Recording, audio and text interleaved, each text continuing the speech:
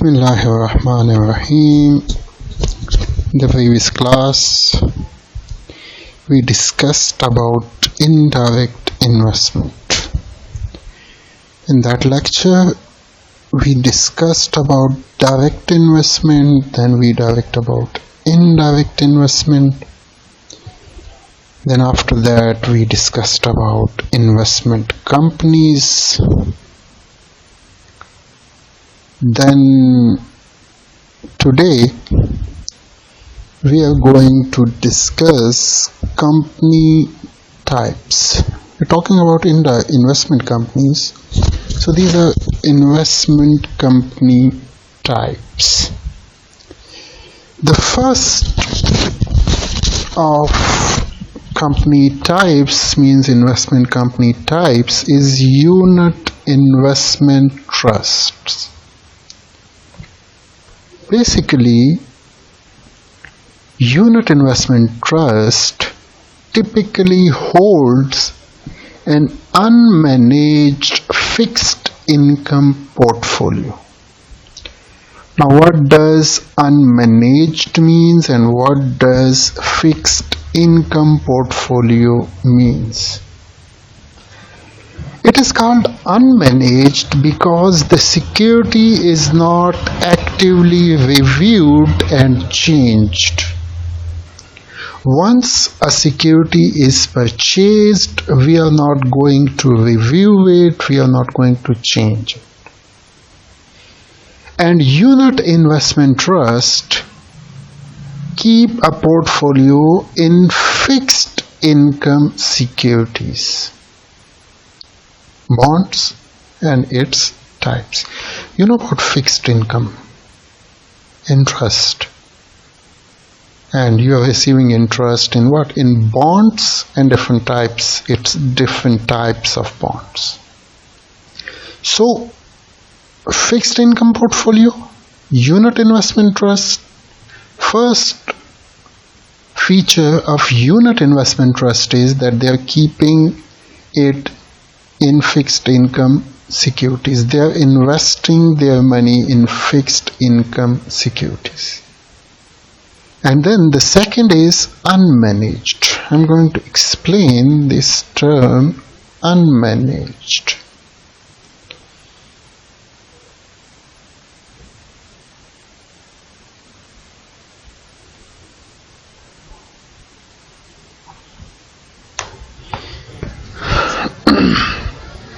Now,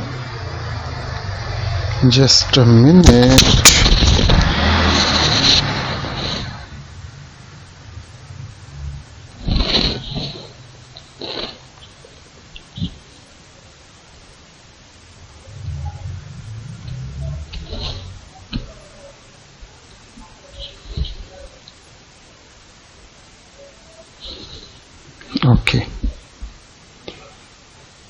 Okay, so keep in mind, I told you in the previous class, this is investment company. They are taking money from the public.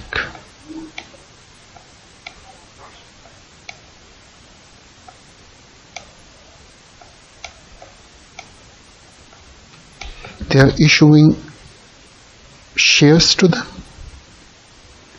and in exchange of shares they are receiving money.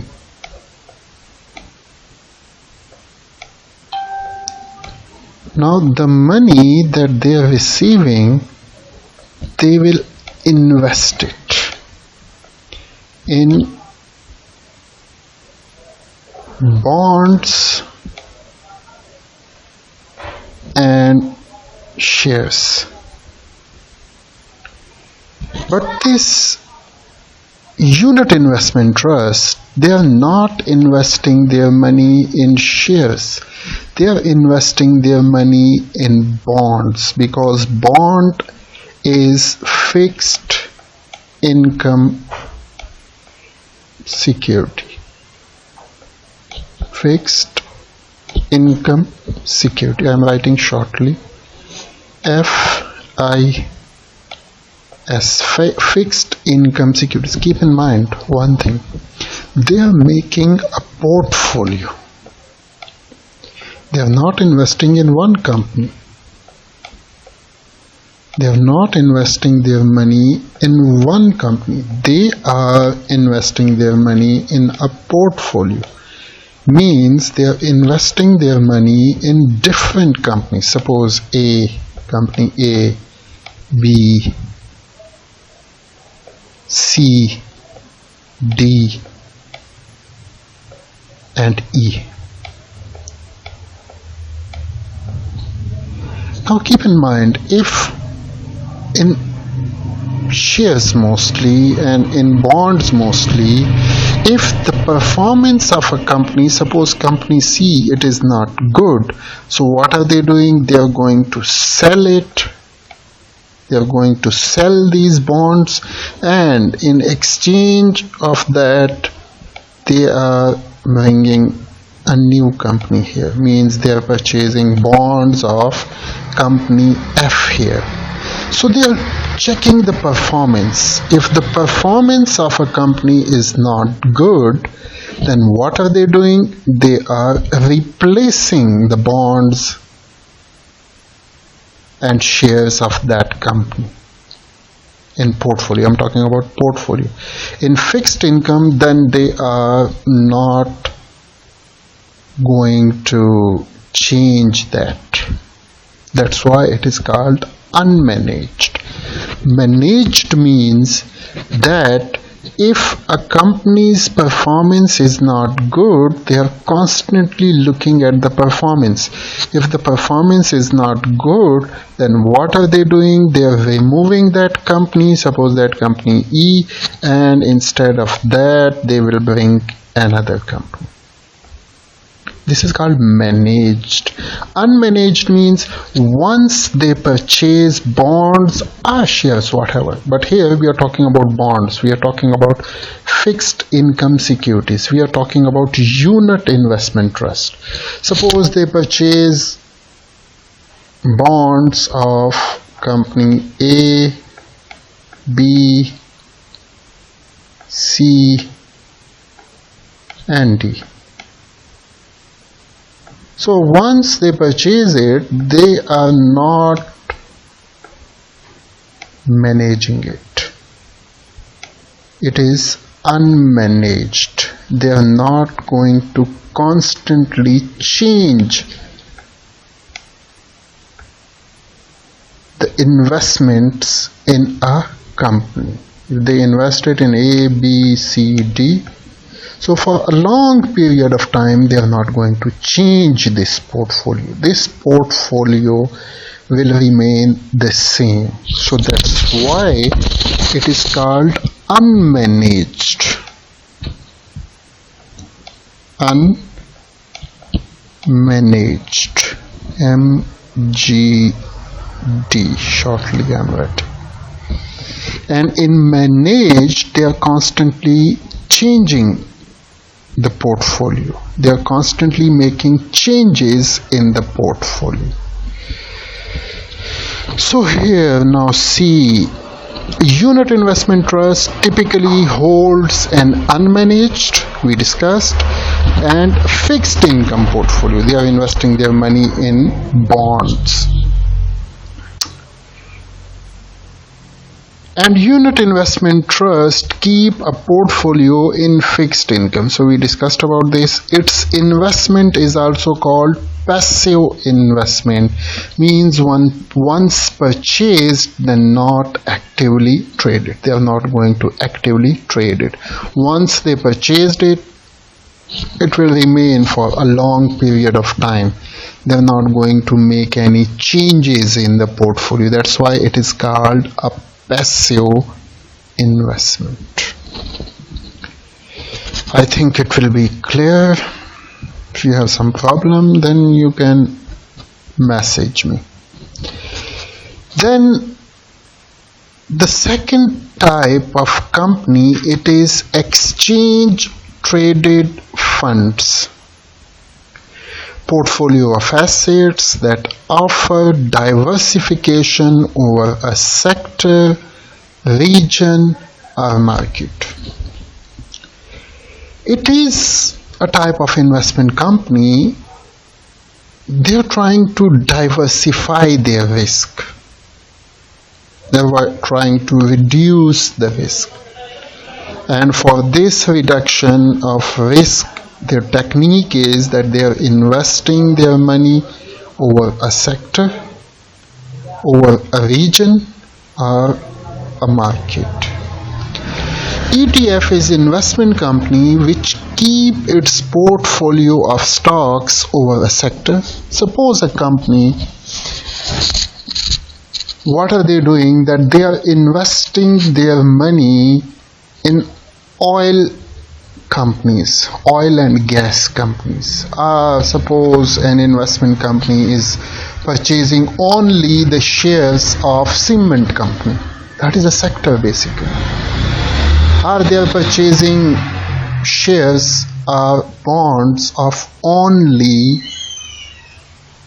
textile mills. The second is a region, means they are purchasing shares or bonds only in a specific region. Region means suppose they are investing their money in Asia, or they are investing their money in American countries, or they are investing their money in European companies. So that is investment over a region. Or a market, or a specific market. They are investing their money only in Indian market. They are investing their money in Pakistani market. They are investing their money in Turkish market. And they are doing this thing to diversify the risk, to minimize the risk. Management fee is comparatively low. In this case, in these exchange traded funds, the management fee, it is comparatively low. It is very low as compared to other investment companies. And as it is not actively traded, that's why the capital gain is realized less, and it is also an unmanaged investment. They are not, the shares or bonds are not actively traded. The third type, it is closed-end investment companies. What is closed-end investment company? No additional shares sold after initial public offering. Keep in mind, in this type of investment company, once you issued shares, just a minute, sorry, once, suppose this is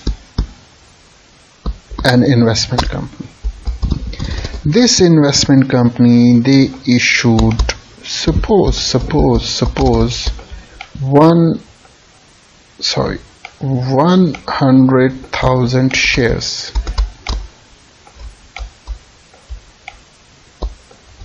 How many shares? 100,000 shares.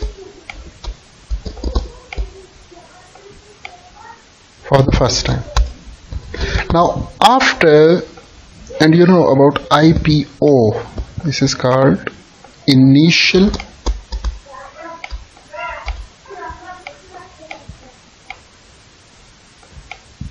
public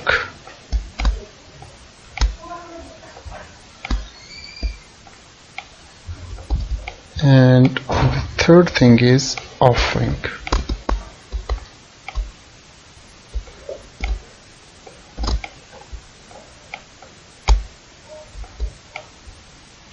Shortly we call it IPO,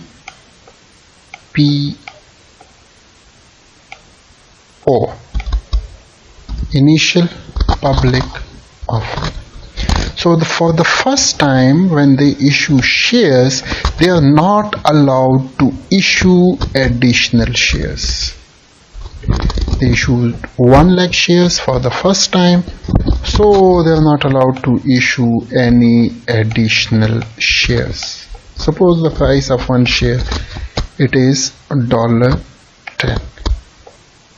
So 100,000 multiplied by 10, so it will become 1, 2, 3, 4, 5 and 6 multiplied by 1, so it will become $1 million. Means they received $1 million, and now with this $1 million they will do the business. Now see, closed-end investment companies, no additional shares sold after initial public offering. When for the first time the company issues shares, they are not allowed to issue any additional shares. Mean, once they issue their securities through initial public offering, initial public offer, IPO, then there is no additional shares sold. They do not provide the facility of buying back shares. Keep in mind another thing. Once they issued shares to the public, they are not giving you the facility to, suppose you purchased 10 shares from this investment company, this closed-end investment companies, CEI.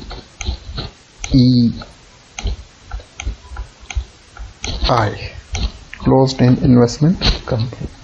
So once you purchased, suppose 10 shares from this investment company, you can't sell it back to the company. Company is not going to provide you this facility.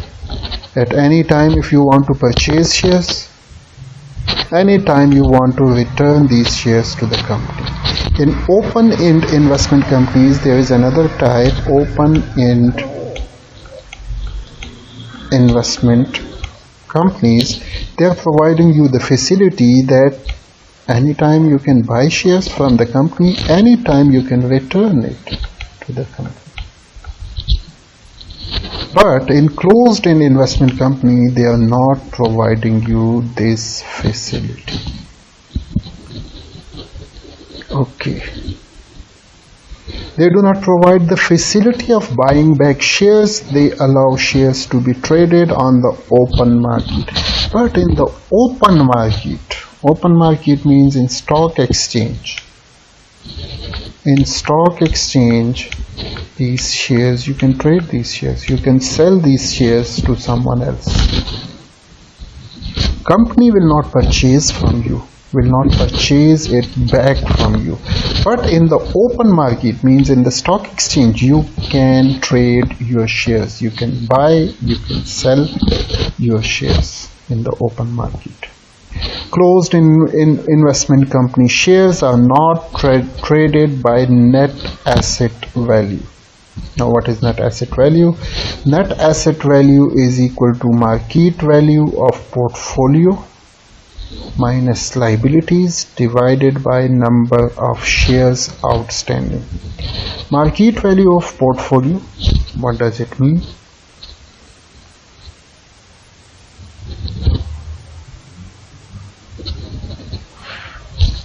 Suppose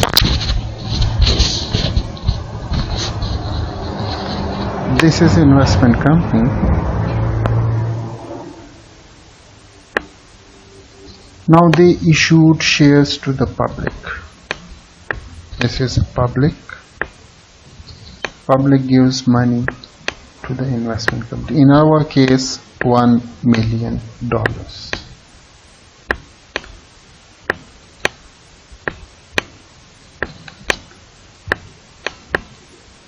Now what will they do with this $1 million? They will invest this money in a portfolio. Means they will purchase shares of company A, company B, company C and company D. Suppose they made a portfolio. they invest, suppose they purchased shares of company A whose value is 2 lakh.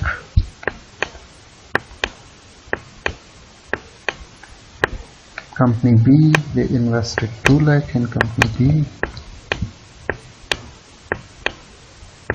They invested, suppose, 2 lakh in company C. And suppose they invested 4 lakh in company D.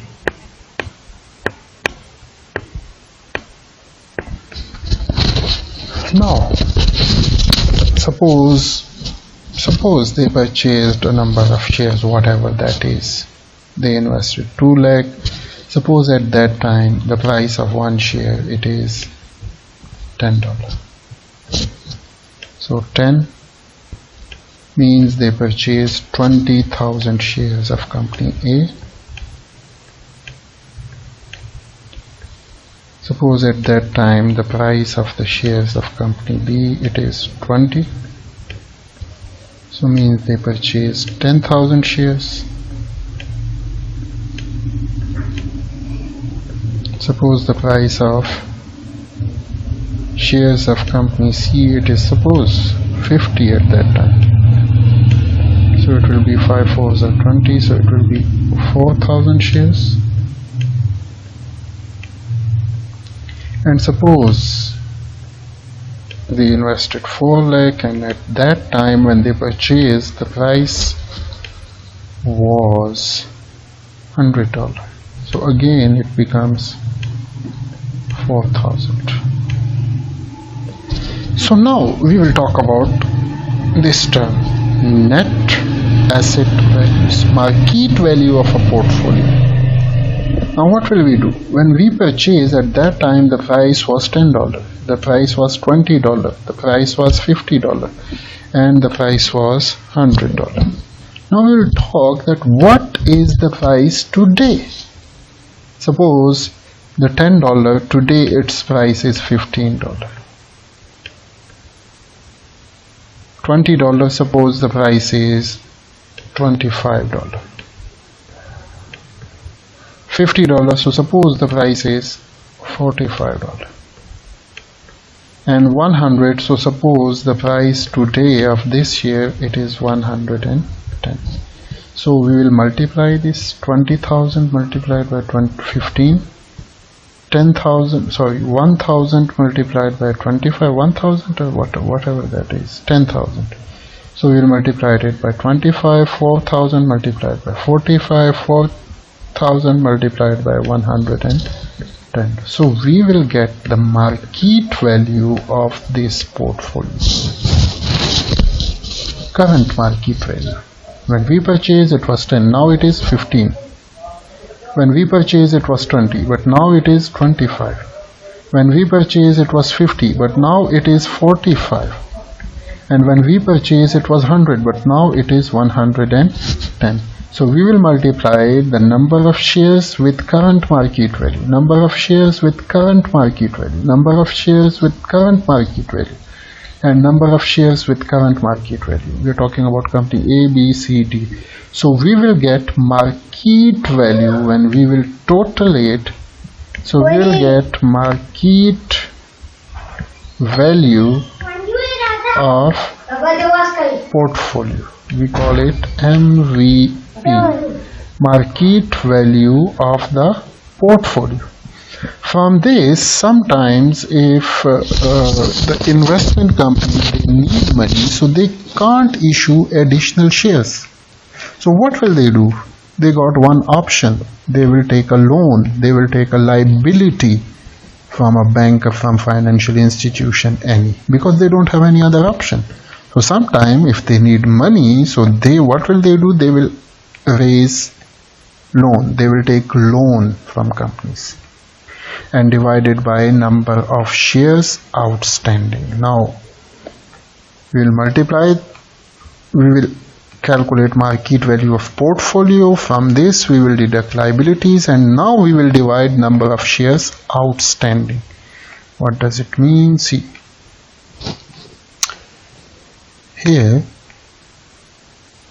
what was the price of our one share? It was $10.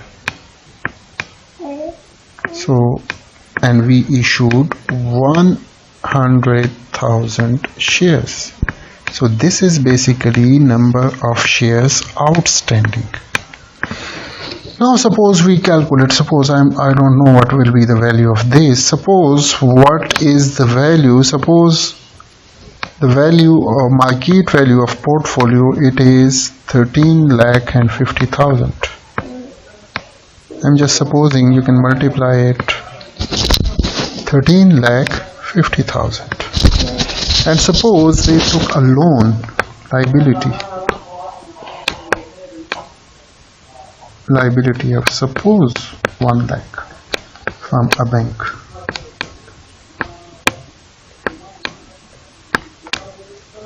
So 13,50,000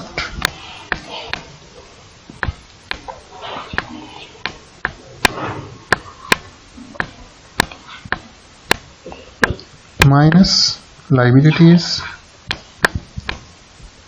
1 lakh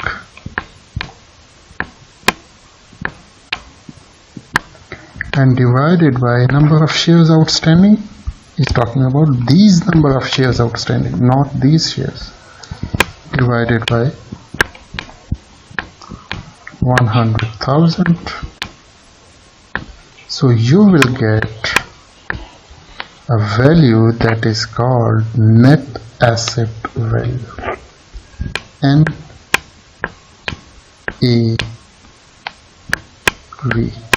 net asset value. So this is the method of calculating the net asset value. They have 3 months, 6 months and 9 months maturity. The shares that they issued, these shares, they have 3 months maturity, 6 months maturity or 9 months maturity.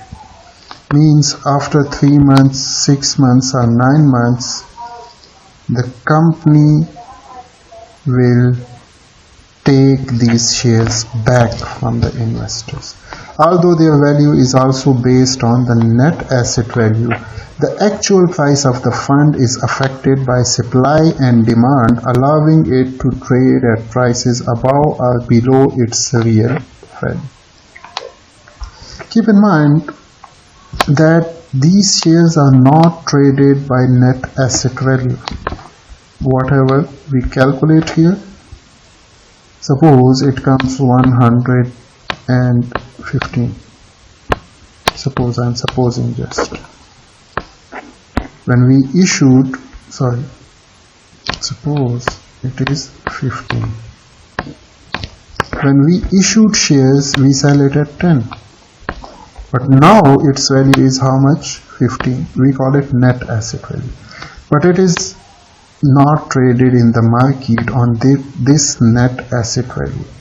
If the performance of the company is good, maybe this share will be sold at 20. If the performance of company is very weak, maybe this share will be sold at 9. So it depends on the performance of a company and the demand of this investment company. If the demand of the shares of this investment company is good, so it will be sold above net asset value. And if supply is low, so maybe it will be traded below net asset value.